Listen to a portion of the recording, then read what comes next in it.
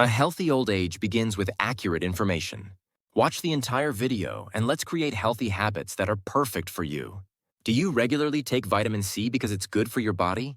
You might have heard a lot of talk lately that vitamin C is harmful to the kidneys and that you shouldn't take too much. Is that really true? Many seniors might be wondering if they should stop taking vitamin C. Today, we're going to clear up those questions. Debunking the myth vitamin C and kidney health. First, let's address a common misconception. The idea that vitamin C is harmful to the kidneys is false. Vitamin C is a water-soluble vitamin. Your body absorbs only what it needs, and the rest is excreted through urine. It doesn't accumulate in the body, so under normal health conditions, it won't harm your kidneys. In fact, some research even suggests that even those with weakened kidneys can consume a certain amount without issues. According to a presentation by the American Society of Nephrology, consuming less than 2,000 ml per day is considered safe. Studies have shown that even patients with mild kidney disease can metabolize and excrete it without special problems. While caution is needed for those with a history of kidney stones or gastrointestinal issues, please remember that for most seniors over 60, vitamin C is a beneficial nutrient. For example, a 68-year-old individual, Mr. Park, was diagnosed with slightly reduced kidney function and stopped taking vitamin C. However, he experienced recurring colds and fatigue, so he resumed taking it. After taking 1,000 ml twice a day, his health stabilized, and he's now living his daily life without significant discomfort. If you've heard advice to stop taking vitamin C, you can now correct that information with accurate facts. Beyond the kidneys, the diverse roles of vitamin C. Vitamin C plays various roles beyond kidney health. It helps protect the bladder lining, aiding in the prevention of cystitis and even bladder cancer. When it reaches the large intestine, it suppresses harmful bacteria, positively impacting gut health. Most importantly, vitamin C protects the kidney glomeruli. Glomeruli are clusters of tiny blood vessels within the kidneys. If these vessels become blocked, glomerular function declines, eventually leading to kidney failure. However, vitamin C acts to protect these tiny blood vessels from oxidation. This is why an increasing number of studies suggest that vitamin C can be helpful, even for those with slightly reduced kidney function. A paper published in the Journal of the Society of Nutrition confirmed that vitamin C inhibits oxidation of glomerular endothelial cells and reduces inflammatory protein levels. This action is not just a theory. It's a crucial key to maintaining health through microvascular protection in the early stages of chronic diseases. Vitamin C and cholesterol metabolism. Furthermore, vitamin C is involved in cholesterol metabolism. The cholesterol our bodies need helps build cell membranes and maintains the strength of immune cell membranes. The problem, however, is oxidized bad cholesterol. When this accumulates on blood vessel walls, it can lead to arteriosclerosis. Vitamin C acts as an antioxidant, preventing this oxidation. Some studies have observed improved blood vessel elasticity and a decrease in bad cholesterol levels in people who regularly consume vitamin C. According to a study published in the Journal of Clinical Nutrition, a group of elderly individuals who took 1,000 mg of vitamin C daily for 6 weeks showed an average 8% reduction in bad cholesterol levels and improved endothelial function. This role can be even more crucial for middle-aged and older adults concerned about their vascular health.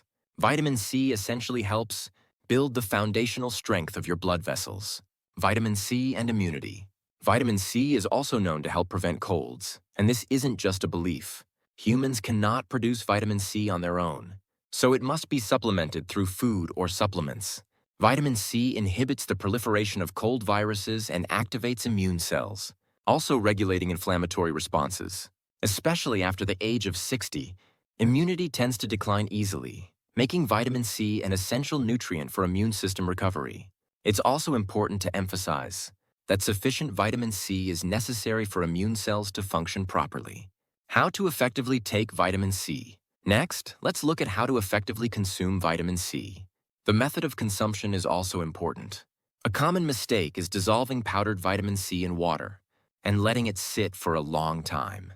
This allows oxidation to occur, reducing its effectiveness. Here's a tip: when taking powdered vitamin C, it's best to drink it immediately after mixing it with water. Alternatively, you can take a mouthful of water first, then add the powder and dissolve it in your mouth.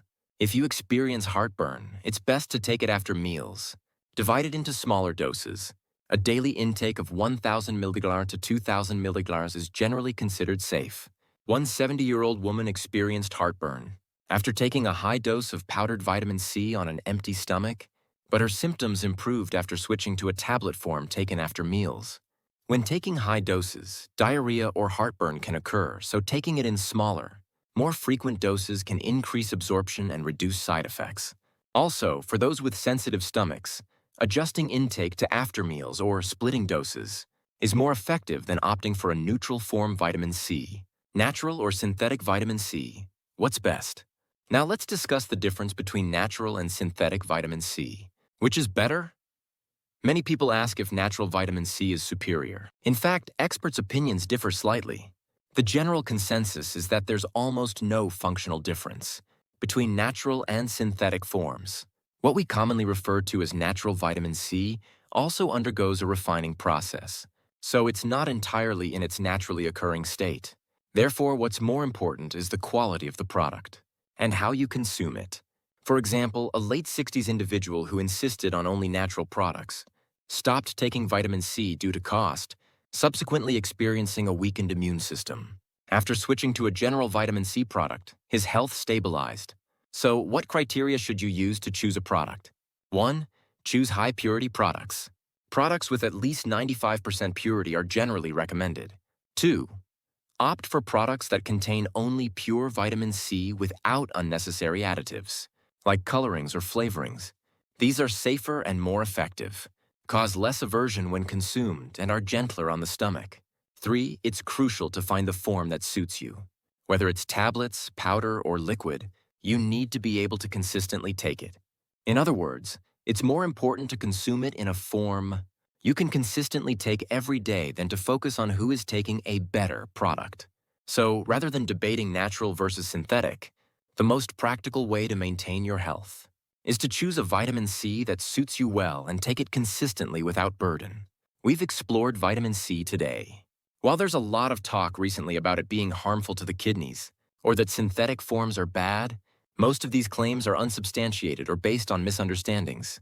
Vitamin C is an essential nutrient that we need, and if you understand it correctly and consume it properly, it can be a strong protective shield for your kidneys, blood vessels, and immune system. We especially recommend it for those who frequently catch colds, those concerned about kidney health, those worried about cholesterol or blood vessel health. Instead of agonizing over whether to trust and stop taking it, it's more important to consider how to best incorporate it into your diet.